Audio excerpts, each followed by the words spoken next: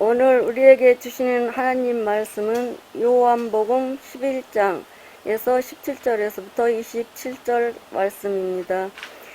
예수께서 와서 보시니 나사로가 무덤에 있은지 이미 나으리라. 베다니는 예루살렘에서 가깝기가 한 오리쯤 되매 많은 유대인이 마르다와 마리아에게 그 오라비의 일로 위문하러 왔더니 마르다는 예수께서 오신다는 말을 듣고 곧 나가 맞이하되 마리아는 집에 앉았더라.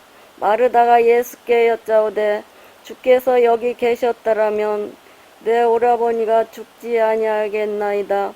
그러나 나는 이제라도 주께서 무엇이든지 하나님께 구하시는 것을 하나님이 주실 줄을 아나이다. 예수께서 이르시되 내 오라비가 다시 살아나리라. 마르다가 이르되 마지막 날 부활 때에는 다시 살아날 줄을 내가 아나이다. 예수께서 이르시되 나는 부활이요 생명이니 나를 믿는 자는 죽어도 살겠고 무릇 살아서 나를 믿는 자는 영원히 죽지 아니하리니 이것을 내가 믿느냐. 이르되 주여 그러하오이다.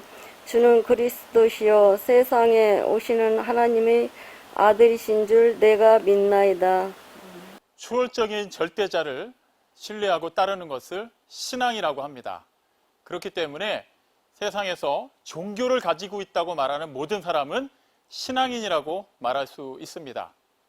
하지만 우리에게는 신앙인이라는 개념이 기독교적인 측면에서는 하나님을 믿는 사람이라고 이해하기 때문에 자칫 세상에서의 모든 종교를 가진 사람이 신앙인이라고 말하는 것에 대해서는 좀 이해가 되지 않을 수도 있습니다.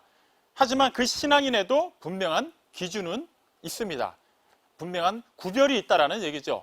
일반적인 세상에서의 신앙은 그들이 원하는 그런 신을 찾아가는 것입니다. 때에 따라서는 바다로 가기도 합니다. 산으로 가기도 하고 돌을 쌓아놓기도 합니다. 어떠한 특정한 사람이 이뤄놓은 일을 이렇게 추억하면서 그 일을 추앙하면서 또 신앙생활을 하기도 합니다. 보통 그런 류의 신앙은 자기가 알고 있는 그 절대자에 대한 암과, 그러니까 지식과 그것을 바탕으로 한 열심을 가지고서 그 절대자를 찾아서 떠납니다. 그렇기 때문에 자기가 무언가를 열심히 하면 할수록 그만큼 그 초월적인 절대자에게 가까이 다가갈 수 있게 되는 것이죠. 하지만 성경이 말하는 신앙, 우리가 알고 있는 그 신앙은 그런 개념의 신앙이 아닙니다. 우리가 어떠한 지식을 바탕으로 해서 하나님을 찾을 수 있는 것도 아니고 우리가 설사 조금 안다고 해서 그것을 바탕으로 하나님을 완전하게 찾아낼 수도 없습니다. 우리는 죄로 인해서 하나님과 철저하게 분리가 되었기 때문에 어떠한 방법을 동원하더라도 하나님을 만날 수 없기 때문입니다. 하지만 우리가 믿는 삼위일체 하나님은 자신을 직접 세상에 계시하셨습니다. 직접 세상에 오셨고 우리에게 당신께로 나아갈 수 있는 길을 열어주셨습니다. 그래서 우리는 그 하나님을 우리의 전 인격을 동원하여서 신뢰하고 우리의 삶의 전부여 소망으로 믿는 것입니다. 이것을 바로 믿음이라고 얘기합니다. 이러한 믿음은 우리가 가지고 있는 일반적인 지식과 이론을 배경으로 해서 그것을 집대성한 상태에서 그 기준에 맞춰서 생각하는 개념이 결코 아닙니다. 우리가 아는 것에서는 결코 그 이상을 넘어갈 수 없기 때문이죠. 무슨 말이냐 하면 우리는 엄연히 피조물입니다. 피조물은 피조물이 생각하는 그 이상의 것을 생각할 수가 없습니다. 막연하게 상상은 할 수 있겠죠. 하지만 그것은 어디까지나 막연합니다. 실제 일어날지 일어나지 않을지도 모르는 일이죠. 하지만 하나님에 대한 그 믿음은 우리 입장에서는 당장 이해가 되지 않는다 하더라도 반드시 이루어질 것을 믿고 실제 그것을 이루시는 하나님을 우리가 따르는 것이기 때문에 결코 틀림이 없습니다. 그래서 우리가 우리의 절대자가 되시는 하나님을 믿는 그 신앙 고백을 담아놓은 사도신경에서 뭐라고 고백을 하고 있는지를 보면 우리의 믿음이 무엇인지를 보다 구체적으로 알 수 있습니다. 전능하사 천지를 창조하신 하나님을 우리는 믿습니다. 그리고 그분의 외아들이신 주 예수 그리스도께서 성령으로 잉태되어 동정녀에게서 나시고 또 우리 죄를 사하시기 위해 고난을 받으시고 죽으시고 부활하시고 또 하나님 보좌 우편에 앉아 계시다가 다시 오실 것을 우리는 믿습니다. 그리고 성령 하나님을 믿습니다.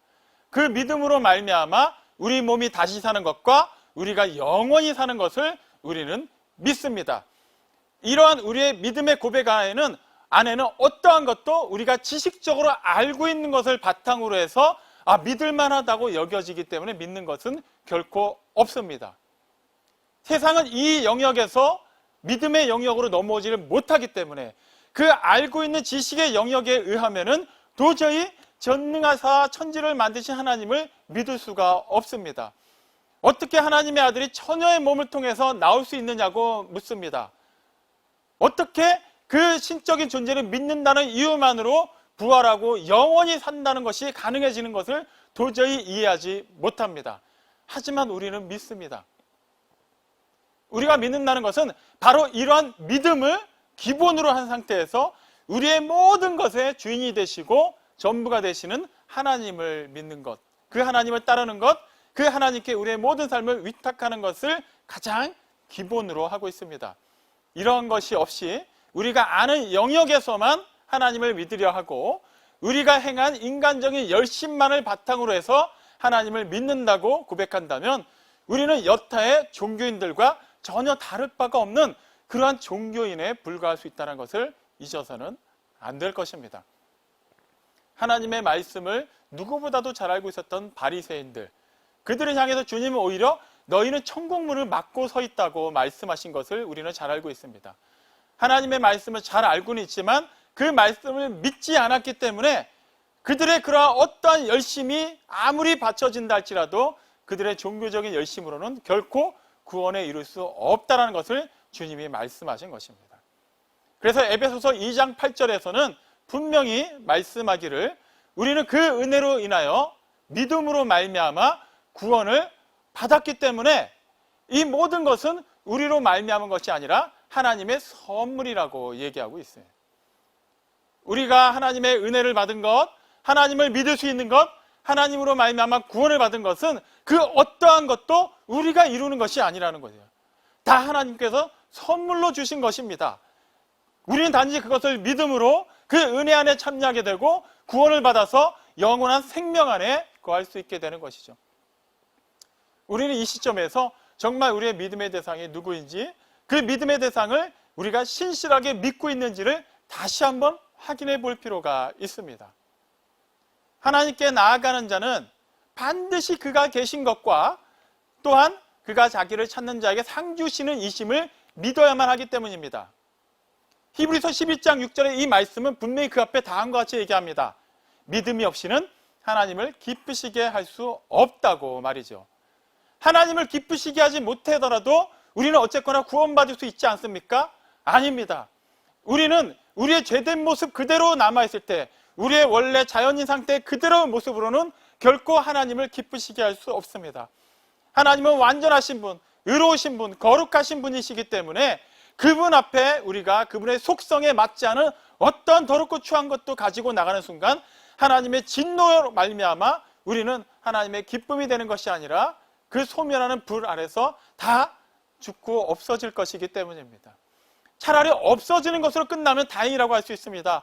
하지만 거기서 끝나는 것이 아니라 영원한 멸망의 형벌 안에서 죽지도 못하고 계속해서 그 형벌 안에 놓여져야만 하기 때문에 우리가 하나님께 기쁨이 되지 않는 어떠한 것이라도 있다면 우리는 결코 하나님 앞에 나아갈 수 없습니다. 나아가는 즉시 죽기 때문입니다. 그래서 주님이 얘기하신 것이 무엇입니까? 정말 하나님께 나아가는 자는 반드시 그가 계신 것을 먼저 믿어야 된다고 성경이 말하고 있는 것입니다. 우리가 하나님을 찾아가는 것이 아니라 이미 임하신 하나님께 우리가 믿음으로 나아가는 거예요. 우리 모습 그대로 나가면 우리는 죽을 수밖에 없는데 그럼에도 불구하고 우리를 죽게 내버려 두지 아니하시고 우리를 영원히 살려주시고 우리를 기뻐하시는 하나님을 믿는 것, 그것이 바로 성경이 요구하는 믿음입니다. 이것은 우리가 가지고 있는 지식과 이성과 철학과 논리를 가지고서는 절대 이해할 수도 없고 그것을 가지고서는 절대 하나님께 나아갈 수도 없는 것이기 때문에 우리에게 이러한 믿음이 주어진 것에 대해서 우리는 항상 하나님의 그 은혜로 말미암아 감격할 수 있어야만 합니다. 오늘 주님과 마르다와의 대화를 통해서 우리는 정말 참된 믿음이 무엇인지, 주님이 원하시는 믿음이 무엇인지, 우리가 생각하는 지금 나 자신의 우리의 믿음이 과연 주님이 원하시는 그 믿음이 맞는지에 대해서 다시 한번 생각해 보기를 원합니다. 하지만 분명한 것은 우리의 믿음이 비록 부족할지라도 주님께서는 그 부족한 믿음을 그대로 내버려 두지 아니하시고 계속해서 점진적으로 자라게 하신다는 것입니다. 주님이 원하시는 그 수준까지 자라게 하실 것입니다. 그렇기 때문에 우리가 해야 되는 것은 주님께 나아가는 것부터 시작해야만 합니다. 주님의 말씀을 듣는 것부터 시작해야만 할 것입니다. 항상 주님의 말씀을 듣는 것에 게을리하지 않는 우리 모두가 되시기를 주님의 이름으로 축원합니다. 주님의 제자들과 더불어서 드디어 나사로가 있는 베다니로 가셨습니다. 그 시점 베다니에서 나사로는 이미 죽어서 장사되었고 4일이나 지난 시점이었습니다. 엄밀히 말하면 나사로가 있는 곳이 아니라 이미 죽었기 때문에 마르다와 마리아가 있는 베다니로 가신 것입니다. 하지만 주님 입장에서는 나사로가 완전히 죽어서 그의 영혼까지도 죽음 가운데 있는 것이 아니기 때문에 나사로를 향해서 우리가 나사로에게로 가자, 유대 땅으로 가자라고 말씀하신 그대로의 일이 성취되고 있는 것입니다. 오늘 읽은 본문에 따르면은 그곳은, 그 베다니는 예루살렘으로부터 한 오리쯤 되는 곳, 좀 더 정확하게 표현하면 약 3km가 안 되는 거리에 떨어져 있었습니다. 가까운 거리에 있었어요. 그리고 그곳에는 많은 유대인들이 마르다와 마리아를 위로하기 위해서 모여 있었습니다. 마르다와 마리아를 위로하러 모였다는 것은 그곳에 있는 나사로가 확실히 죽었기 때문임을 전제로 하는 것이겠죠. 우리는 이것을 분명하게 확인하고 다음 내용을 살펴볼 필요가 있습니다. 나사로는 이미 죽었습니다. 그리고 그곳에서는 온통 장례식으로 인해서 슬픔과 애곡하는 분위기만이 가득한 곳입니다. 그곳에 모여있는 사람들은 마르다와 마리아를 위로하기 위해 모였지만 그들이 만약에 주님이 그곳에 오셨다는 것을 알게 된다면 다시금 얼마 전에 가지고 있었던 주님을 향한 그 살기등등한 마음이 다시 한번 올라올 것입니다. 지금 그곳에 주님이 다다르신 것은 결코 주님께는 하나도 도움이 되지 않는 상황임을 알 수 있습니다. 그런데도 굳이 주님은 죽은 나사로가 있는 곳에, 많은 사람들이 애곡하고 있는 그곳에, 주님이 당신의 모습을 드러내는 순간 어떠한 일이 벌어질지도 모르는 그곳에 아무렇지도 않게 자신의 모습을 드러내셨습니다. 우리로서는 이해할 수 없는 주님의 이 행본을 우리는 은혜라고 표현합니다. 주님께서 세상에 오신 것 또한 마찬가지이기 때문입니다. 아무런 죄가 없으시고 아무런 잘못이 없으시고 우리를 위해서 굳이 자신의 생명을 주실 필요가 없으신데도 불구하고 주님은 기꺼이 하나님의 뜻에 따라 세상에 오셨습니다. 우리를 구하시기 위해, 우리를 살리기 위해, 우리에게 부활을 주시고 우리에게 영원한 생명을 주시기 위해 오신 주님, 우리가 믿는 주님은 바로 그런 주님입니다. 그 주님이 오셨다라는 소식을 듣자 마르다는 주님을 맞으러 나아갑니다. 그리고 마리아는 그곳에 그대로 앉아 있었습니다. 우리는 이 두 자매의 성격을 이미 누가복음 10장 38절 이하에서 충분히 살펴봤습니다. 그 당시에도 주님을 자신들의 집으로 모셔드렸을 때 마르다는 주님을 비롯한 많은 손님들을 대접하기 위해서 부엌에서 분주히 움직이고 있었고 마리아는 주님의 발 앞에 앉아서 주님의 말씀을 듣고 있었습니다. 우리는 이 상황을 누가 옳다 그르다라고 말할 수는 없습니다. 각자에게 가장 중요한 것을 그대로 했을 뿐이고 그들의 어떤 행위도 결코 틀린 것이 아니기 때문입니다. 이번에도 마찬가지예요. 주님이 자신에게 어떤 해가 임할지 충분히 아시는데도 불구하고 기꺼이 마르다와 마리아를 향해서 오셨다면 마리아 또한 마르다처럼 주님을 맞으러 나가는 것이 어떻게 보면 더 상식적이고 예의에 맞는 행동일 수도 있습니다. 하지만 우리는 그것을 가지고 마리아는 틀렸고 마르다는 옳다라고 얘기하지 않습니다. 분명한 것은 그들에게 주님께서 원하시는 것은 당신을 맞으러 왔느냐 맞으러 오지 않았느냐가 아니라 주님인 하나님의 아들을 믿느냐를 보시기 때문이에요.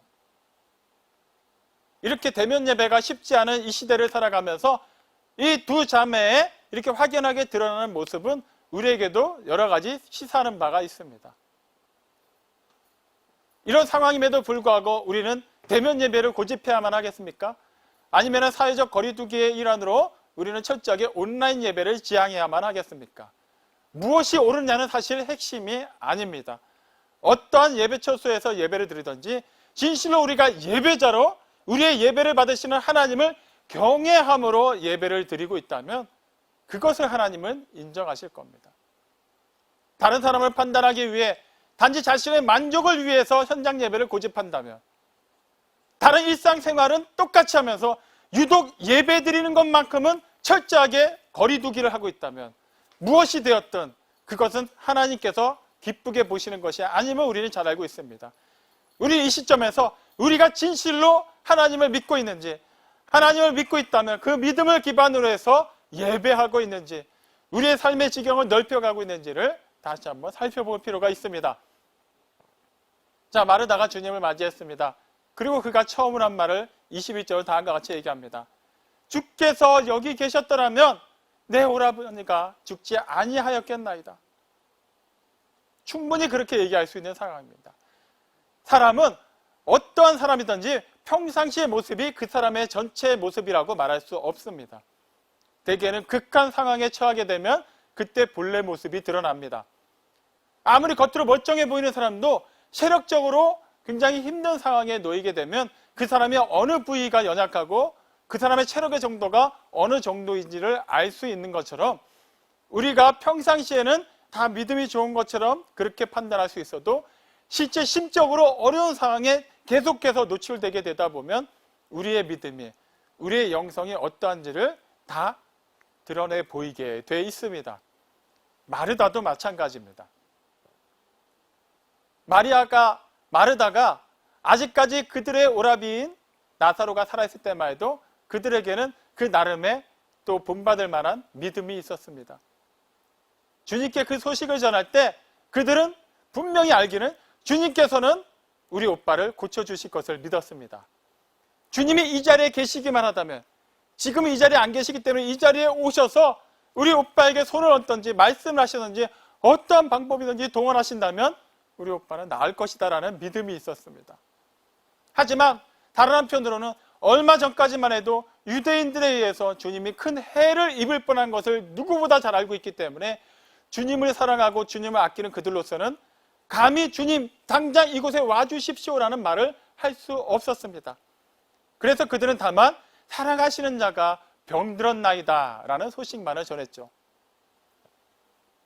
그때까지만 해도 그들은 주님은 어떠한 방법이 되었든 가장 선한 방법으로 당신의 일을 이루실 것을 믿었습니다. 한마디로 나사로는 분명히 주님이 고쳐주실 것을 믿었습니다.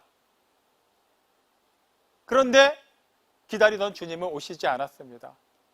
나사로는 죽었고 장사되었고 이미 나흘이나 되었기 때문에 부패되어서 냄새가 나고 어떤 살아날 수 있는 소망도 없는 상태. 이제 나사로를 위해서 할 수 있는 것은 살아나기를 구하는 것이 아니라 단지 그 죽은 나사로를 추억하며 아파하며 애통해하며, 한편으로는 왜 주님이 사랑하시는 자가 이렇게 비참하게 죽어가는데 주님은 역사하시지 않았는가에 대한 그런 의문부호만을 가득 찢고 있었을지도 모릅니다. 그때 주님이 오셨어요. 마르다는, 그 나중에 살펴보겠습니다만 마리아도 그런 원망이 충분히 있을 수 있는 상황에서도 주님을 향한 믿음을 저버리지 않았습니다. 주님을 맞으러 나간 마리다가 분명히 얘기하는 것은 주께서 여기 계셨더라면 내 오라버니가 죽지 아니하였겠나이다. 극한 상황에 내몰렸을 때 그녀의 실제 믿음이 거기서 하나씩 드러나기 시작합니다. 그녀는 주님의 그 능력을, 그 시간과 그 방법과 그 장소를 그녀 스스로가 정한 것이었습니다.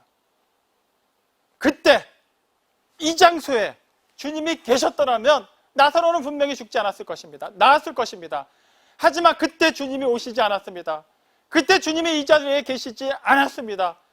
그래서 나사로가 죽었습니다라고 얘기하는 것입니다. 분명히 주님이 계셨다면 나았을 것이라는 믿음이 있었습니다.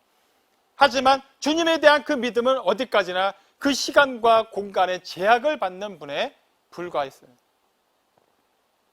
앞서 말씀드린 것처럼 세상에서의 종교는 그 신이 그 영역을 벗어나지를 못합니다.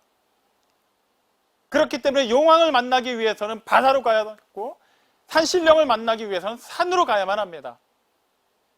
그리고 정성이 지극하면 하늘이 감동한다는 표현, 우리가 잘 알고 있는 지성이면 감천이다라는 그 표현이 일반적인 종교적인 가장 기본 배경입니다. 마르다는 마치 주님을 그렇게 대하고 있는 것이에요. 우리가 그토록 정성을 다해서 주님을 섬겼는데 왜 그때 이곳에서 역사하지 않았습니까?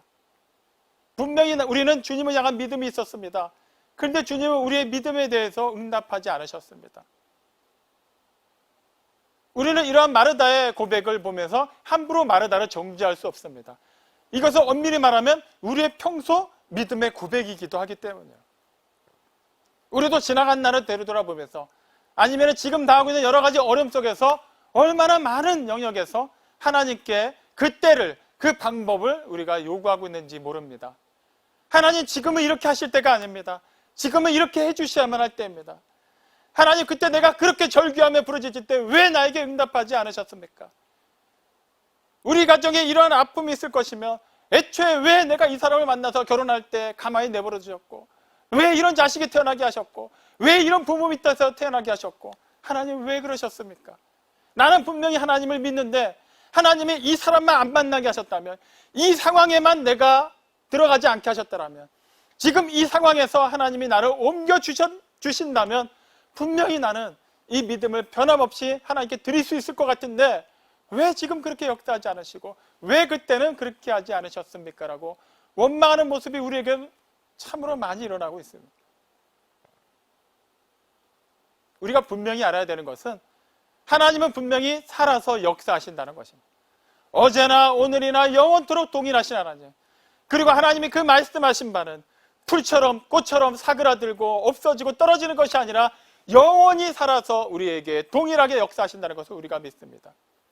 그렇다면 과거에 일어났던 그 일, 나에게 현재 일어나고 있는 이 일 또한 분명히 하나님의 뜻임을 우리는 믿어야만 합니다. 우리가 도저히 이해할 수 없는 것, 우리의 영역 내에서 도저히 해석이 되지 않는 것, 우리는 그것을 믿음의 영역으로 넘길 수 있어야만 합니다. 세상은 자신이 이해하지 못하고 자신이 믿을 수 없는 것에 대해서는 철저하게 그 이외의 것은 버리지만 우리는 그렇게 하지 않습니다. 하나님께서는 그 모든 것을 초월하여 역사하시고 반드시 선한 일을 이루실 것이기 때문입니다. 그리고 그 다음 이어서 마르다는 다음과 같이 고백합니다. 그러나 나는 이제라도 주께서 무엇이든지 하나님께 구하시는 그것을 하나님이 들으실 줄을 아나이다라고 얘기해요.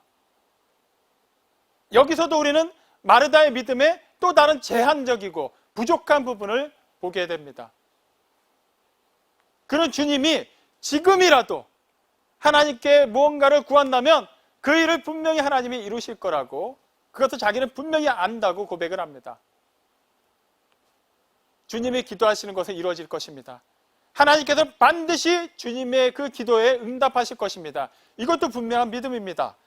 하지만 우리가 정확하게 살펴봐야 되는 것은 마르다의 이 고백 속에는 주님의 그 신성을 제한하고 있음을 확인하게 됩니다. 한마디로 말하면 선지자와 같은 존재 이상으로는 생각하지 않는 것이죠. 엘리야가 하나님의 뜻을 따라 기도하니까 이스라엘에 3년 동안 비가 오지 않고 그 이후에 다시 기도하니까 비가 온 것처럼 주님이 기도하시면은 나사로가 살아날 줄로 믿습니다. 그런데 그 믿음조차도 온전하지가 않아요. 이미 죽은 것은 죽었고 더 이상 살아날 소망이 없기 때문에 그때라도 오셔서 나사로가 살아있을 때 주님께서 말씀하셨다면, 아니면 하나님께 구하셨다면 나사로는 살아났을 줄로 나는 믿습니다. 병이 고침받았을 줄로 믿습니다. 여전히 주님의 그 신성을, 주님의 그 일하시는 방법을, 주님의 일하시는 때를 마르다는 자신의 그 이성과 지식과 아는 범위 내에서만 이해하려고 한 것이에요. 어떻게 보면 이렇게 자꾸 한 부분씩 빠져있는 믿음, 분명히 말하면 온전하지 않은 믿음임에도 불구하고 주님은 마르다를 책망하지 않으십니다. 그리고 그녀의 믿음이 계속해서 자라나도록 이끌어 가십니다. 마르다의 그 말을 들으시고 주님께서 하신 말씀은 나사로가 반드시 살아날 것이라는 것이었어요. 다시 얘기하면 내가 나사로를 살리겠다라고 말씀하신 것입니다. 마르다는 분명히 알았어야만 합니다. 분명히 믿었어야만 합니다. 이미 알고 있는 바처럼 주님이 베다니로 오신다는 것은 주님에게는 분명히 큰 위험이 초래되는 것을 그녀는 알고 있었어요. 이미 나사로가 죽었기 때문에 살아있을 때라면, 오셔서 그때 고쳐주셨다라면 아무리 유대인들이 주님에 대해서 살기 등등하다 할지라도 어찌되었든 주님께서 행하신 그 표적을 보고라도 주님에 대한 마음이 누그러뜨려질 수도 있었을 텐데, 지금 이미 나사로가 죽었고 주님이 하실 수 있는 것은 아무것도 없는 것처럼 보이는 이때 굳이 위험을 무릅쓰고 그 자리에 오신다라면 주님께도 좋은 일이 아니에요. 그리고 그곳에 있는 사람들에게도 그 장례식으로 행했던 그 모든 감정이 살기로 바뀌어서 주님께로 향하게 되므로 마르다와 마리아에게도 결코 좋은 일이 일어나지 않을 것입니다. 그럼에도 불구하고 주님이 그곳에 오셨습니다. 그리고 분명히 나사로가 병들었다는 소식을 들을 때 주님께서는 하신 말씀이 있습니다. 나사로가 걸린 이 병은 결코 죽을 병이 아니다. 하나님의 영광을 위함이고 이것으로 말미암아 하나님의 아들이 영광을 받게 하려 합니다 라고 얘기하죠. 그 말씀은 분명히 그 소식을 전한 사람을 통해서 마르다에게 전달됐을 것입니다. 그렇다면 이 모든 것을 총망라해서 생각해 봤을 때 실제 마리아가 그동안 믿어왔던 주님이 하신 말씀과 주님이 실제 행하셨던 표적을 감안할 때 분명히 주님은 나사로를 살리러 오신 것이 맞습니다. 나사로가 죽은 상태 그대로 있고 주님이 그곳에서 유대인들에게 해를 당하신다면 그것은 결코 하나님의 영광이 될 수 없음을 누구보다도 마르다는 잘 알기 때문입니다. 그럼에도 불구하고 마르다는 주님께서 오신 그것에 대해서 마르다와 마리아가 생각하는 그 범위 이상을 생각하지 못하는, 그들의 믿음이 자라나지 못하는 상태에서 계속해서 나사로가 죽은 것만을 전제로 하고 대하고 있는 것입니다. 주님이 깨달아 알게 하십니다. 나사로는 살릴 것이다. 살아날 것이다. 그러자 24절에서 마르다는 다음과 같이 얘기합니다. 마지막 날 부활의 때에 살아날 줄을 내가 아나이다. 그것도 대단한 믿음이에요. 그냥 죽고 끝나는 거 아닙니까가 아니라 마지막 날 부활의 때에 반드시 하나님의 사람들은 영원히 살게 될 것을 나는 압니다. 하지만 지금 나사로는 이미 죽었습니다라고 얘기하는 거예요. 여기서 우리가 분명하게 살펴봐야 되는 것은 마르다의 그 고백 21절에서 주께서 여기 계셨더라면 내 오라버니가 죽지 아니하였겠나이다. 24절의 고백 마지막 날 부활의 때에 살아날 것을 내가 아나이다. 이 두 가지의 믿음의 고백에 보면 분명한 시제가 드러납니다. 주께서 여기 계셨더라면, 그때 마르다의 믿음은 과거형 믿음입니다. 나는 그때 주님이 오셨다면 반드시 나사로가 살아날 줄로, 고침받았을 줄로 믿습니다. 예전에 나의 믿음은 분명했습니다. 이제는 미래형의 믿음을 얘기합니다. 마지막 날 부활의 때에 살아날 것을 나는 압니다. 믿습니다. 하지만 지금은 아닙니다라는 거예요. 우리가 얼마나 많은 신앙인들 가운데서 이런 얘기를 듣습니까? 내가 옛날에는 그렇게 뜨거웠는데, 그렇게 열심히 믿었는데, 그렇게 하나님의 은혜를 주셨는데, 이 일만 잘 되면 그때부터 나는 잘 믿을 텐데, 내가 이 일만 성공하면 내가 헌금 많이 할 텐데, 내가 몸만 건강해지면 더 열심히 봉사하고 전도할 텐데, 우리에게 이런 미래형의 믿음이 다 있습니다. 그런데 이상하게 지금만큼은 우리는 그 믿음을 철저하게 내려놓고 얘기를 합니다. 바이러스가 창궐하기 전에 우리의 믿음은 정말 뜨거웠다라고 고백할 수 있습니다. 지금도 똑같이 얘기합니다. 이 바이러스만 종식되고 나면 나는 열심히 믿을 것이라고 얘기합니다. 그런데 왜? 하나님은 그때나 지금이나 영원토록 동일하신데 우리는 왜 동일하신 하나님에 대한 그 믿음이 현재형에서만큼은 도저히 힘을 쓰지 못하는 것입니까? 그렇다면 우리는 냉정하게 생각해 봐야만 합니다. 우리가 믿는 하나님은 어제와 영원토록 동일하실 수 있지만 지금은 동일하지 않은 하나님을 우리는 믿고 있는 것입니다. 지금 이 시국에, 이 상황에, 이 난리 가운데서만큼은 힘을 쓰지 못하는 하나님을 우리는 믿고 있는 것입니다. 마르다의 그 고백들이 바로 우리의 이러한 모습을 그대로 대변하고 있는 것입니다. 하지만 주님은 마르다를 책망하지 않으셔요. 그리고 분명하게 그녀의 현재 믿음이 어떠한지를 깨달아 알게 하십니다. 주님께서 뭐라고 얘기하십니까? 나는 부활이요 생명이니 나를 믿는 자는 죽어도 살겠고 무릇 살아서 나를 믿는 자는 영원히 죽음을 보지 아니하리니 내가 이것을 믿느냐? 다른 표현인 것 같지만 핵심은 같습니다. 주님을 믿는 사람은 결코 죽지 않는다라는 것입니다. 물론 우리의 몸은 반드시 죽게 되어 있습니다. 주님이 말씀하시는 것은 우리의 영원히 죽지 않는 것을 말씀하는 것이죠. 이것이 가장 중요합니다. 잠시 잠깐 살다가는 이 세상에서 우리가 얼마나 건강하고 얼마나 부귀영화를 누리느냐는 그것은 그 영원한 시간에 비교하면 잠깐이라고도 말할 수 없는, 그냥 그 찰나라고도 말할 수 없는 아무것도 아닌 것이라고 말할 수밖에 없는 그런 상황입니다. 그런데 우리는 그것에만 너무나도 마음을 쏟은 나머지 그 영혼을 준비하고 사모하지 않습니다. 아무리 이 세상에서 잘 먹고 잘 산다 할지라도 우리가 우리의 영혼이 하나님과 분리된 상태에서 그렇게 죽음 가운데, 그 사망 가운데 놓이게 된다면 그때 가서 우리가 무엇을 가지고 하나님을 찾을 수 있으며 무엇으로 소망을 품을 수 있겠습니까? 주님께서 분명히 말씀하십니다. 나는 부활이요 생명이다라고 얘기하세요. 이 순서는 참으로 중요합니다. 그리고 이것을 믿는 것은 정말로 중요합니다. 이 둘 중에 하나만 빠져도 완전해질 수가 없기 때문입니다. 만약에 부활은 이때 생명이 없다면 어떤 일이 벌어질까요? 다시 부활하더라도 때가 되면 다시 죽게 되어 있습니다. 죽고 나면은 살지를 못한다면 영원히 그 다음부터는 사망으로 그 형벌 가운데 들어가게 되는 것입니다. 그렇다면 부활은 없이 생명만 있으면 될까요?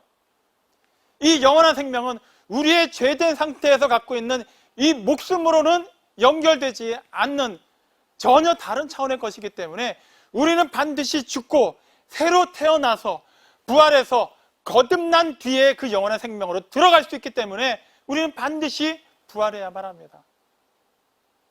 그 부활은 우리 스스로 이룰 수 있는 것이 아니고 그 생명은 우리가 스스로 이뤄낼 수 있는 것이 아닙니다. 오직 하나님만이 하실 수 있는 일이기 때문에 우리 주님께서는 나는 부활이요 생명이다라는 것을 먼저 말씀하신 겁니다. 너는 결코 부활할 수 없다. 너는 결코 영원히 살 수 없다. 오직 나만이 그렇게 할 수 있다. 그렇기 때문에 나를 믿어야만 한다고 말씀하신 거예요. 부활하시고 영원히 살아계시는 것은 주님이신데 그러면 우리는 부활할 수도 없고 살 수도 없는데 그것을 믿는 것과 우리가 부활하고 사는 것이 어떻게 연결이 될 수 있을까요? 요한복음 15장 5절 말씀을 다시 한번 생각해 볼 필요가 있습니다. 주님은 당신을 가리켜 포도나무, 우리를 가리켜 가지라고 얘기하십니다. 그러면서 뭐라고 말씀하시나요? 그가 내 안에, 내가 그 안에 거하면 사람이 열매를 많이 맺고 나를 떠나서 너희가 아무것도 할 수 없다라고 말씀하셨습니다. 포도나무 가지가 포도를 맺지만 그 가지가 맺는 것이 아니라 결과적으로 포도나무에 붙어 있기 때문에 열매를 맺고 살 수 있게 되는 것입니다. 포도나무가 건강하다면 그리고 그 나무를 가꾸고 그 농장을 다스리는 농부께서 완전하다면 그 가지는 계속해서 그 생명 안에서 열매를 맺게 되는 것입니다. 주님이 영원히 살아계시고 주님이 부활하셨기 때문에 우리가 주님 안에 거한다면 우리는 주님으로 말미암아 부활하게 되는 것이고 주님으로 말미암아 영원히 살게 되는 것입니다. 주님은 마르다에게 이것을 내가 믿느냐라고 묻고 계신 거예요. 내가 알고 있기로는 주님은 그때 오셨어야만 하는데 나중에 우리는 부활할 것을 믿는 내가 아니라 지금 내가 너에게 왔고 지금 내가 이 유대 땅 베다니에 왔고 지금 내가 너희들이 말하는 죽은 나사로에게 왔지만 내가 부활이요 생명이기 때문에 나사로는 살아날 것이며 나사로뿐만 아니라 나를 믿고 내 안에 거하고 나로 말미암아 부활하며 영원히 살게 될 것을 너희가 믿느냐라고 묻고 계시는 겁니다. 주님은 이 질문을 우리에게도 동일하게 하고 계심을 우리는 잊어서는 안 돼요. 너희가 바이러스가 있기 전에 그렇게 무난하게 별탈 없이 살 수 있을 때, 그때 나를 믿었던 그 믿음이 진실하다면 지금 어떠한 전쟁의 소문이 있고 난리가 있고 바이러스가 창궐한다 할지라도 여전히 그때 내가 너희와 함께함을 너희는 믿고 있느냐라고 묻고 계십니다. 앞으로 어떠한 일이 펼쳐질지 우리가 기대하는 것처럼 정말 잘 될 것이고, 백신이 개발돼서 더 이상 바이러스로 인해서 불편함을 겪지 않게 될 것이고, 의학이 발달하면서 우리는 어떠한 그런 질병도 정복하게 될 것이고, 우리의 수명이 늘어날 것이고, 우리의 일반적인 소득 수준이 향상될 것이고, 우리가 기대하는 그 모든 것들이 일어났지, 아니면 우리가 생각했던 것보다 더 최악의 상황이 벌어질지, 어떠한 상황에 놓이더라도 우리는 부활이요 생명이신 주님을 믿는지를 다시 한번 생각해 봐야만 합니다. 오히려 바이러스로 말미암아 여러 가지 불편함이 있고 여러 가지 제약이 있을 때 우리는 이때를 기회로 삼아야만 합니다. 기존에 평안한 가운데 있을 때 전혀 우리의 실제 모습을 모르는 상태에서 어쩌면은 우리의 입술로는 믿는다고 고백하면서도 그 믿음의 고백은 지극히 제한적이었고, 우리의 이성과 우리의 상식과 우리의 그 지향하는 그 여러 가지 사고방식을 벗어나지 못하는 것이었다면, 우리는 어쩌면 사망의 음침한 골짜기에서 주님과 동행함이 없이 그대로 죽음을 향해서 치닫고 있었는지도 모르기 때문입니다. 지금이라도 우리는 알았고, 지금이라도 다시 한번 우리의 믿음의 수준을 점검할 수 있게 되었으니, 오히려 우리는 이때 주님께서 물으시는 그 질문에 분명하게 대답할 수 있어야만 합니다. 주여 그러하외다. 주는 그리스도시요 세상에 오시는 하나님의 아들이심을 내가 믿나이다. 드디어 마르다의 입에서 내가 아나이다가 아니라 내가 믿나이다라는 고백이 나왔습니다. 나중에 살펴보겠습니다만 마르다의 이 믿음의 고백조차도 완전한 것은 아니었습니다. 하지만 그녀는 이제 아는 것을 넘어서 믿음으로까지 그 영역이 넓혀진 사람이 되었습니다. 그것은 그녀 스스로가 깨달은 것이 아니에요. 주님께서 그렇게 은혜를 주셨습니다. 깨닫게 하셨습니다. 계속해서 자라게 하신 것입니다. 우리도 마찬가지입니다. 우리가 이 시점에서 나는 생각해보니까 믿음이 있는 자가 아니었구나, 그것을 깨달았다면 오히려 우리는 감사할 수 있어야만 합니다.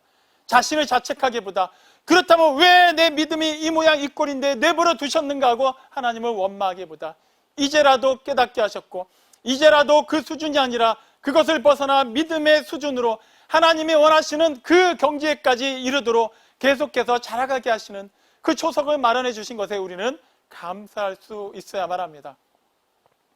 사랑하는 성도 여러분, 우리는 진실로 주님이 부활이요 생명이심을 믿고 있습니까? 그 주님 안에 우리가 거하기 때문에 우리는 반드시 부활할 것이며 우리는 반드시 영원히 살게 될 것을 믿습니까? 어떠한 상황이, 어떠한 환경이 우리를 짓누릴지라도 이 모든 것을 주관하시고 이 모든 것을 이미 창조하셨고 이 모든 것 위에 좌정하시고 다스리시는 하나님 아버지를 진실로 믿고 따르고 있습니까? 그렇다면 된 것입니다. 우리는 그 믿음을 가지고 주님께서 이끌어 주신 앞으로의 그 모든 삶의 지경을 넓혀 나갈 수 있을 것입니다. 우리의 이성은, 우리의 지식은 세상이 계속해서 우리에게 얘기하는 것으로는 결코 그렇게 되지 않을 것이라고 얘기하지만, 하나님은 그 모든 것을 창조하셨고 그 모든 것을 다스리고 계시고 그 모든 것 안에서 우리를 이끌어가고 계십니다. 이 사실을 믿는다면 오히려 이 상황을 벗어나기 위한, 이 상황의 해결만을 위한 기도를 하지 마십시오. 어떠한 상황에 놓일지라도 그 상황을 극복할 수 있고 그 상황을 주님과 함께함으로 말미암아 감사하며 오히려 그 상황 가운데 나를 두시고 나의 믿음을 자라가게 하시는 하나님께 영광을 돌리는 우리 모두가 되기를 주님의 이름으로 축원합니다. 하나님의 뜻을 구하십시오. 그 문제 해결만을 구하지 말고 그 문제를 극복할 수 있는 믿음을 구하십시오. 그럴 때 우리는 어떠한 환경이, 어떠한 상황이 우리에게 도전해 올지라도 담대히 맞서게 될 것입니다.